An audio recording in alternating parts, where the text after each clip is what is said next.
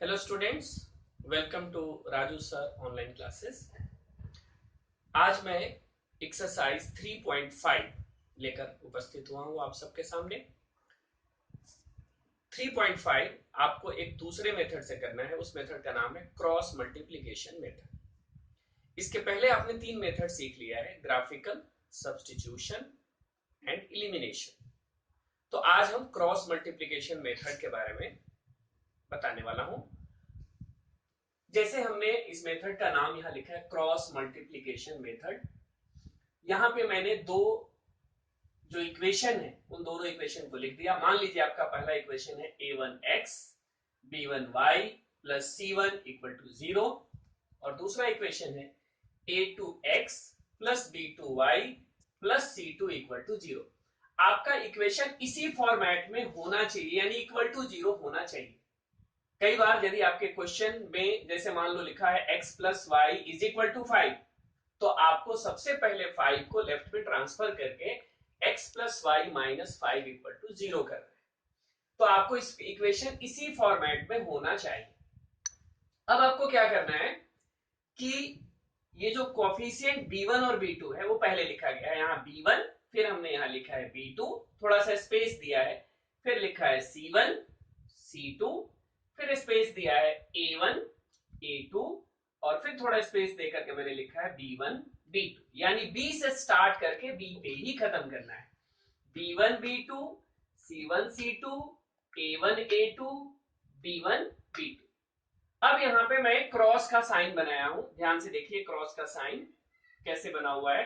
पहले ऊपर से नीचे की तरफ एरो यहां लगा हुआ है, यानी हमें ऐसे बनानी है, और फिर नीचे से ऊपर की तरफ, ऊपर से नीचे, नीचे से ऊपर, ऊपर से नीचे, नीचे से ऊपर। अब ये जो दोनों ब्लॉक हैं b1 b2 c1 c2, इसके बीच में मैंने x लिखा है, और ये जो दोनों ब्लॉक हैं इनके बीच में हमने y लिखा है, और ये जो दोनों ब्लॉक हैं इनके बीच में हमने 1 लिखा है। अब इसी को फॉर्मूला के फॉर्म में मैं यहां लिखा हूं x upon b1 into c2, यानी इसको और इससे मल्टीप्लाई करना है। b1 c2 माइनस, ये माइनस फॉर्मूले के लिए माइनस है, b2 c1 means x upon b1 c2 minus b2 c1 is equal to y upon c1 a2 minus c2 a1 is equal to 1 upon a1 b2 minus a2 b1। यानी ये आपको लिखने आ गया, तो इसका मतलब आपको ये फॉर्मूला लर्न हो गया। और फॉर्मूला लर्न क्या करना है, बस ये टेक्निक आपको फॉलो करना है कि b1 b2 से स्टार्ट करके b1 b2 पे एंड करना है, क्रॉस का साइन बनाना है, ऊपर से नीचे, नीचे से ऊपर का ध्यान रखना है, और फॉर्मूले में हर जगह ये माइनस आना है। तो ये रहा हमारा फॉर्मूला। अब हमें इस क्वेश्चन में, इस एक्सरसाइज के पहले क्वेश्चन को मैंने आपके सामने लिखा है। पहला क्वेश्चन था x minus 3y minus 3 equal to 0, and second equation है 3x minus 9y minus 2 equal to 0। इस क्वेश्चन में एक चीज करने के लिए आपसे पूछा गया है कि क्वेश्चन का पहले आप ये बताएं कि किसका सॉल्यूशन यूनिक होगा, किसका सॉल्यूशन नो होगा, किसका सॉल्यूशन इनफाइनाइट होगा, और जिसका सॉल्यूशन यूनिक होगा उसी को क्रॉस मल्टीप्लिकेशन मेथड से आपको फाइंड करना है। यानी नो सॉल्यूशन और इनफाइनाइट सॉल्यूशन के केस में आपको सॉल्यूशन फाइंड नहीं करना है। तो सबसे पहले इस चीज को फाइंड आउट करने के लिए हमें a1 का वैल्यू यहां पे 1 है, a2 का वैल्यू 3 है, b1 का वैल्यू माइनस 3 है, b2 का वैल्यू माइनस 9 है, c1 का वैल्यू माइनस 3 है, c2 का वैल्यू माइनस 2 है। हमने लिख दिया सारे वैल्यूज। अब हम यहाँ पे a1 अपॉन a2 का वैल्यू निकाले जो 1 अपॉन 3 आया, b1 अपॉन b2 का वैल्यू निकाला जो minus 3 upon minus 9, minus minus cut हो गया, ये भी 1 अपॉन 3 आ गया, एंड c1 अपॉन c2 की value minus 3 upon minus 2, minus minus cut, यानी 3 अपॉन 2। यहां देखिए ध्यान से कि a1 अपॉन a2 का वैल्यू भी 1 अपॉन 3 है, b1 अपॉन b2 का वैल्यू भी 1 अपॉन 3 है, लेकिन c1 अपॉन c2 का वैल्यू 3 अपॉन 2 है। मतलब पहला रेशियो और दूसरा रेशियो इक्वल है, लेकिन वो तीसरे रेशियो के इक्वल नहीं है। तो हमने यहां लिख दिया since a1 upon a2 is equal to b1 upon b2 but not equal to c1 upon c2। तो याद करिए ये किसका केस है? तो ये केस है इक्वेशन हैज नो सॉल्यूशन, यानी ये नो सॉल्यूशन का केस है, पैरेलल लाइन का केस है, इसमें हम सॉल्यूशन फाइंड आउट नहीं करेंगे, इसलिए हमें यहां पे सॉल्यूशन फाइंड आउट नहीं करना है। अब हम चलते हैं फर्स्ट के सेकेंड पार्ट पे। तो सेकेंड पार्ट पे सबसे पहले हमने क्वेश्चन राइट डाउन कर दिया 2x plus Y equal to 5। यहां पे हमने फिर इसे क्या करना है, अगले स्टेप में इस 5 को लेफ्ट साइड में ट्रांसफर करना है। तो 2x plus Y minus 5 equal to 0। फिर है 3x plus 2y is equal to 8। यहां पे 8 राइट साइड में है, इसको ट्रांसफर कर लीजिए लेफ्ट साइड में। तो 3x plus 2y minus 8 equal to 0। ये बना इक्वेशन 2, ये बना इक्वेशन 1। अब सबसे पहला काम आपको रेशियोज निकालने हैं।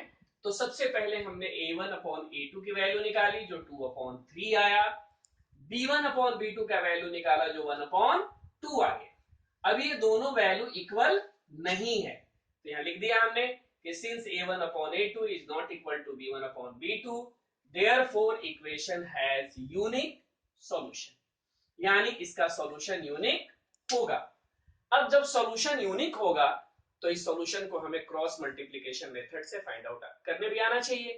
तो क्रॉस मल्टीप्लिकेशन मेथड में अभी मैंने आपको बताया था कि b1 से स्टार्ट करके और b1 पे ही खत्म करना है, आपको लिखना है। तो b1 का वैल्यू क्या है 1, तो हमने लिखा 1। b2 का वैल्यू क्या है 2। फिर लिखना है c1 का वैल्यू क्या है -5। c2 का वैल्यू क्या है -8। फिर लिखना है a1 का वैल्यू क्या है 2, a2 का वैल्यू क्या है 3। फिर b1 का वैल्यू क्या है 1 और b2 का वैल्यू क्या है 2। यानी आपने ये वैल्यू ठीक से लिख दिया तो आप 50% हर्डल आपका सॉल्व हो गया, यानी गलत होने के चांसेस सबसे कम हो जाएंगे यदि आपने सही तरीके से इस टेबल को बना लिया। अब हमें क्या करना है, पहले दो ब्लॉक के बीच में x लिखना है, मिडिल के दो ब्लॉक के बीच में y लिखना है और आखिरी के 2 ब्लॉक्स के बीच में 1 लिखना है। अब मैं लिख रहा हूं x अपॉन 1 इंटू -8। ध्यान से देखिए कैसे लिखा हुआ है, 1 को हमने एक ब्रैकेट में लिखा है, इंटू -8 को भी एक ब्रैकेट में लिखा है, और माइनस ये फॉर्मूले का माइनस है। फिर लिखा मैंने 2 into -5 is equal to y upon -5 into 3 minus -8 into 2 is equal to 1 upon 2 into 2 -3 into 1। यानी आप जो भी वैल्यू दिया हुआ है उसको एक ब्रैकेट में लिखना है ताकि आपके माइनस प्लस के साइन गलत ना हो। अब सॉल्व कर देते हैं। x अपॉन -8 और ये हो गया +10, y upon -15 +16 is equal to 1 upon 4 -3। Solve करके x upon 2 y upon 1 is equal to 1 upon 1। अब यहां से क्या करना है कि आपको पहले पार्ट को तीसरे पार्ट से इक्वेट करना है और फिर दूसरे पार्ट को तीसरे पार्ट से इक्वेट करना है। तो हमने पहले लिया x upon 2 is equal to 1 upon 1, cross multiplication कर दिया तो x की वैल्यू 2 आ गया। फिर सेकेंड और थर्ड पार्ट को इक्वेट करेंगे, y upon 1 is equal to 1 upon 1, cross multiplication कर देंगे, y की वैल्यू 1।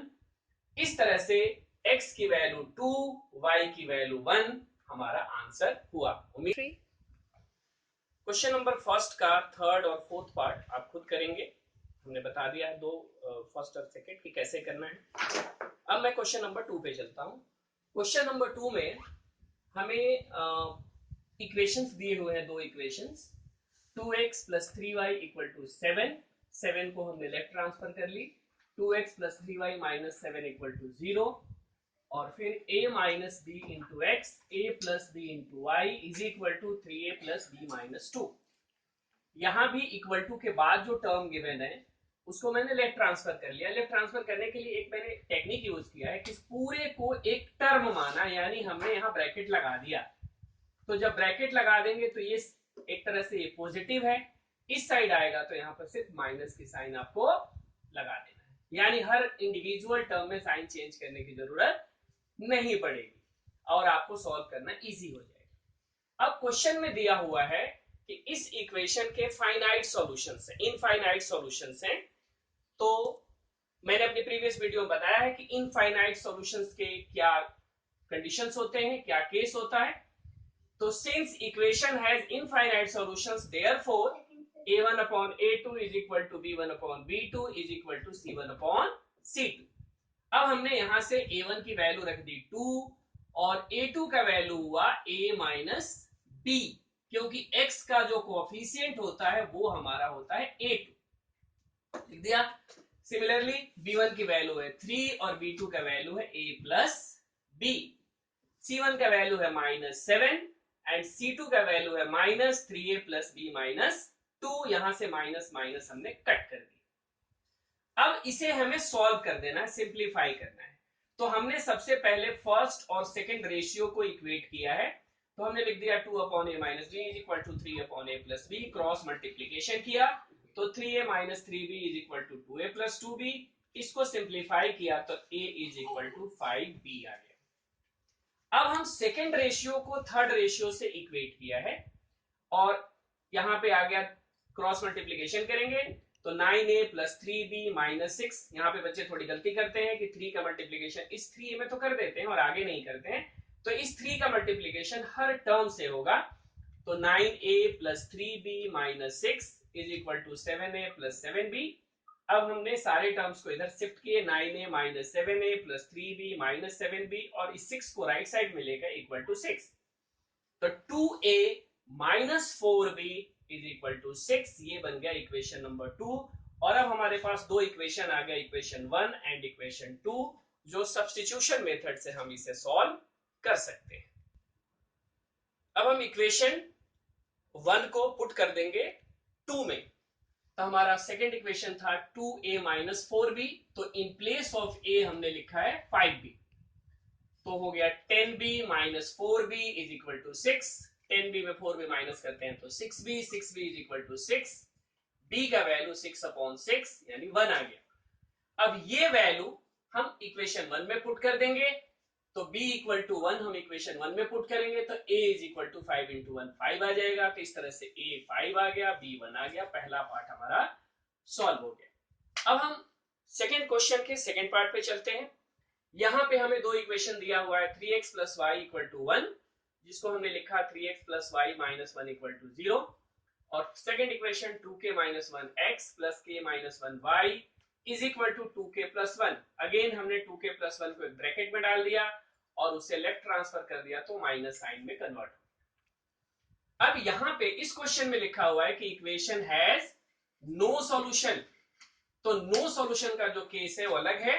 नो सॉल्यूशन का केस है a1 upon a2 is equal to b1 upon b2 is not equal to c1 upon c2। अब हमने यहां पे पुट कर दी वैल्यू, a1 की वैल्यू 3, a2 की वैल्यू 2k माइनस 1, b1 की वैल्यू 1, b2 की value k minus 1, not equal to c1 की वैल्यू माइनस 1, c2 की वैल्यू माइनस ब्रैकेट में 2k प्लस 1। अगेन यहां माइनस माइनस साइन कट हो गया। अब हम पहले रेशियो को दूसरे रेशियो से सॉल्व करें तो 3 upon 2k minus 1 is equal to 1 upon k minus 1, cross multiplication किया 3k minus 3 is equal to 2k minus 1। फिर हमने सॉल्व किया तो k की वैल्यू 2 आ गया, यानी हमें k की वैल्यू इस क्वेश्चन में निकालना था, जो इसी पार्ट को सॉल्व करके निकल गया। लेकिन फिर भी हमें ये पार्ट सॉल्व कर देना चाहिए ताकि एक और वैल्यू निकले जो k की पॉसिबल नहीं हो सकता है, क्योंकि यहां पे नॉट इक्वल टू साइन है। तो ऑब्वियसली इसे सॉल्व करेंगे तो k की कौन सी वैल्यू पॉसिबल नहीं है वो निकलेगी। ऐसे हमारा यहां तक आंसर निकल गया है, फाइंड आउट हो चुका है। लेकिन फिर भी इस पार्ट को सॉल्व जरूर करेंगे। 1 upon k minus 1 is not equal to 1 upon 2k plus 1, यहां भी हमने क्रॉस मल्टीप्लीकेशन किया तो 2k + 1 is not equal to k - 1। फिर इसको भी सॉल्व करोगे, k इस साइड लाओगे तो k हो जाएगा और +1 इस साइड जाएगा तो -2, तो k is not equal to -2, यानी k की वैल्यू 2 हो सकती है और k की वैल्यू -2 नहीं हो सकती है, यानी k की वैल्यू -2 नहीं होना चाहिए जबकि k का वैल्यू 2 हो सकता है। तो इस तरह इस क्वेश्चन का सॉल्यूशन हो गया। क्वेश्चन नंबर 3 पे चलते हैं। क्वेश्चन नंबर 3 क्वेश्चन नंबर 1 की तरह है, इसलिए आप इजीली सॉल्व कर लेंगे, इसलिए 3 मुझे बताने की जरूरत नहीं है। अब आते हैं क्वेश्चन नंबर 4 पे। क्वेश्चन नंबर 4 एक वर्ड प्रॉब्लम क्वेश्चन है। मैं सिर्फ इक्वेशन बनवा दूंगा, सॉल्व आपको खुद ही करना है, और इसके सारे क्वेश्चन वर्ड प्रॉब्लम के सारे पार्ट आप क्रॉस मल्टीप्लीकेशन मेथड से ही सॉल्व करेंगे। तो पहले पार्ट में एक हॉस्टल का मंथली चार्जेस हमने x मान लिया and cost of food per day हमने y मान लिया, यानी फिक्स चार्ज जो है वो है x और पर डे चार्ज जो है वो है y। तो 20 डेज का जो हॉस्टल का एक्सपेंसेस है वो है 1000। तो ये इक्वेशन कैसे बना, ये तो हुआ हमारा फिक्स चार्ज। फिक्स चार्ज तो एक ही बार लगेगा ना, तो फिक्स चार्ज हो गया x और 20 डेज हमने फूड लिया है तो उसके चार्जेस हो गए 20y।